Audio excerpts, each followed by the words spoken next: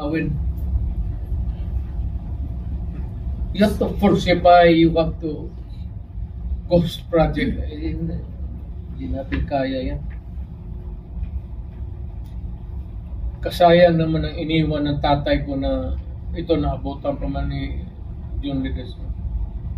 Kasaya naman yung legacy ng tatay ko tapos sisirain mo ng ganun. I mean, makirapang pa siguro ang next generation mga apo ko.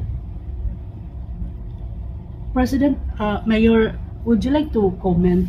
Kasi pagdating ngayong election, sabi-sabi, yung mga Nograles ay tatakbo, yung 3 Nograles. Ano yung reaction nito? Sige man yung takbo. Sige lang lang kami hintay. Well, alam mo, modern day, lumipas na yung Almendras, Duterte, Veloso. May bagong crop and there will always be contenders for public office. You should not begrudge the Nograleses if they also want the distinct honor of being their public office, congressman, mayor, or what else. We do not have the monopoly of ambition and desire. Kagaya ko, kasi tatay ko pa. At hindi yan nag-umpisa dito sa Davao. Sa Danao pa nga. Right after the war,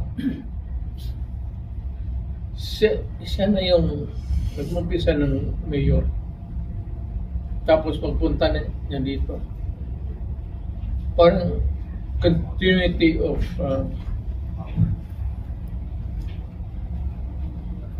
so yung politika hindi talaga naalis sa buhay namin.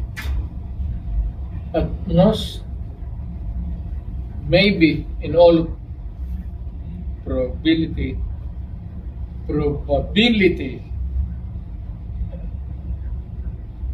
mukatay po na sa among mga apo.